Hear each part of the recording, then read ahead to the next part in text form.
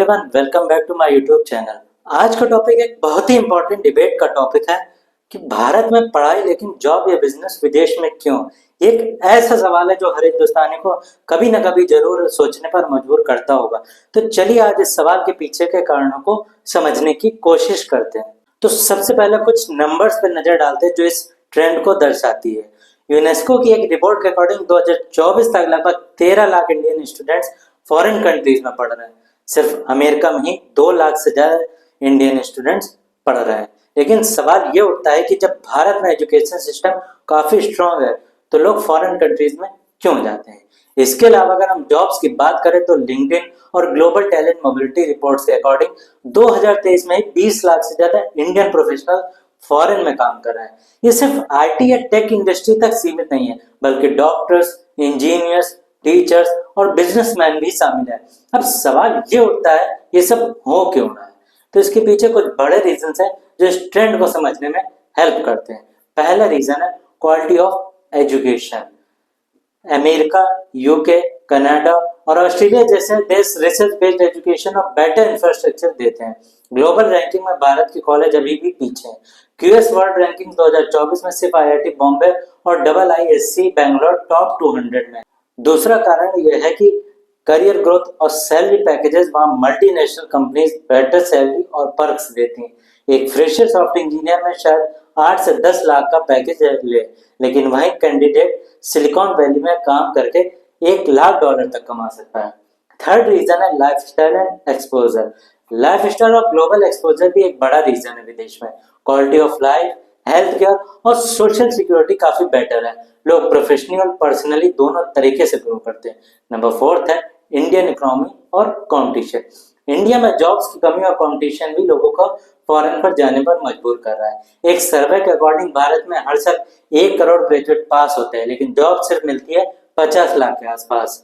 यहाँ तक तो ठीक है, लोग फॉरेन में जॉब या बिजनेस करना चाहते हैं, लेकिन क्या फॉरेन में जाना इतना आसान है?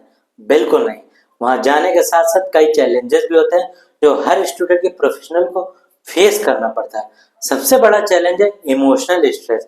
घर से दूर रहना और अपनों को मिस करना एक बड़ा चैलेंज होता है जो मेंटल हेल्थ पे भी इफेक्ट करेगा, और फिर नए एनवायरनमेंट में एडजस्ट करना भी आसान नहीं होता। सेकंड है फाइनेंशियल बर्डन। एजुकेशन लोन का बोझ भी एक रियलिटी है।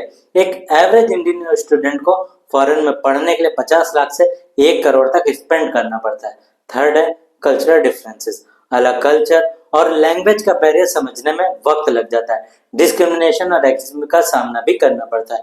अब बिजनेस करने वालों के साथ भी काफी चैलेंजेस आते हैं, लाइक कल्चरल डिफरेंसेस।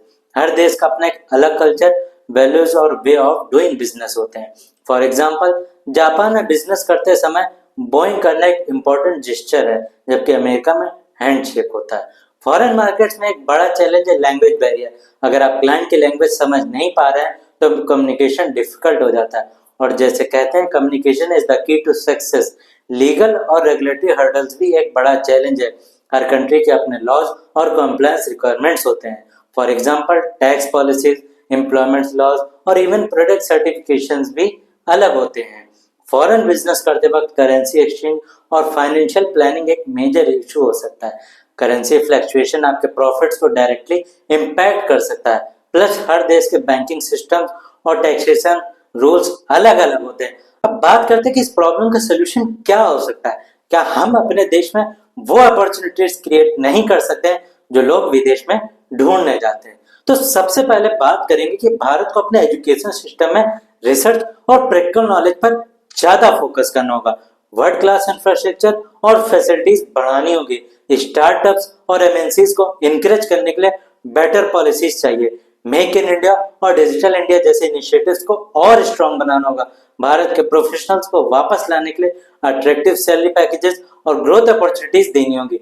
यूथ को यह समझना होगा कि देश में भी अपॉर्चुनिटीज क्रिएट की जा सकती हैं अगर हम मिलकर काम करें। अब बात ये करते हैं कि बिजनेसमैन के लिए क्या प्रॉब्लम सॉल्विंग एजेंडा जरूरी है बनाना, जिससे लोग इंडिया में ही बिजनेस करें। तो सबसे पहले जरूरी स्टेप है बिजनेस फ्रेंडली पॉलिसीज। सिंपल और ट्रांसपेरेंट पॉलिसीज एक बिजनेसमैन के लिए सबसे जरूरी होता है। टैक्सेशन सिस्टम को स्ट्रीमलाइन करना, अननेसेसरी अप्रूवल्स और पेपर वर्क को कम करना और सिंगल विंडो क्लियरेंस जैसे सिस्टम्स को इम्प्लीमेंट करना एसेंशियल है। क्योंकि जब ईज ऑफ डूइंग बिजनेस बढ़ेगा तो इंडियन बिजनेसमैन का कॉन्फिडेंस अपने देश में बिजनेस करने के लिए ऑटोमेटिकली बढ़ेगा। सेकेंड पॉइंट है world class infrastructure. Foreign countries में बिजनेसमैन को टॉप नॉच फैसिलिटीज मिलती है, वेदर इट्स ट्रांसपोर्टेशन, लॉजिस्टिक्स या फिर इंटरनेट कनेक्टिविटी। अगर इंडिया अपने पोर्ट्स, हाईवेज और डिजिटल इंफ्रास्ट्रक्चर को और इम्प्रूव करे तो ये मेजर अट्रैक्शन बन सकता है। इसके लिए स्मार्ट सिटीज और इंडस्ट्रियल कॉरिडोर जिससे प्रोजेक्ट को फास्ट ट्रैक करना होगा ताकि बिजनेस ऑपरेशन हैसल्स फ्री हो। थर्ड पॉइंट है आपका बिजनेस सक्सेसफुल तभी होगा जब स्किल्ड वर्कफोर्स मिले।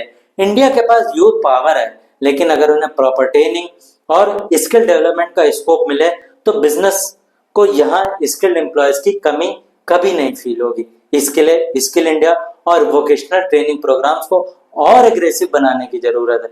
फॉरेन कंट्रीज में बिजनेसमैन को रिसर्च एंड डेवलपमेंट के लिए टैक्स इंसेंटिव्स और ग्रांट्स मिलते हैं जो इनोवेशन को बूस्ट करता है। अगर इंडिया में भी रिसर्च और डेवलपमेंट को प्रमोट करने के लिए प्रॉपर फंडिंग और इंसेंटिव्स दिए जाएं तो बिजनेसमैन अपना बेस यहाँ शिफ्ट कर सकता है। एक बार और बड़ा फैक्टर है ब्यूरोक्रेसी और करप्शन। एक बिजनेसमैन तभी ग्रो कर सकता है जब उसका टाइम और रिसोर्सेज रेड टेपिज्म में वेस्ट ना हो। अगर गवर्नेंस और अकाउंटेबिलिटी को और इम्प्रूव किया जाए तो बिजनेसमैन इंडिया में इन्वेस्टमेंट करने के लिए और मोटिवेट होगा।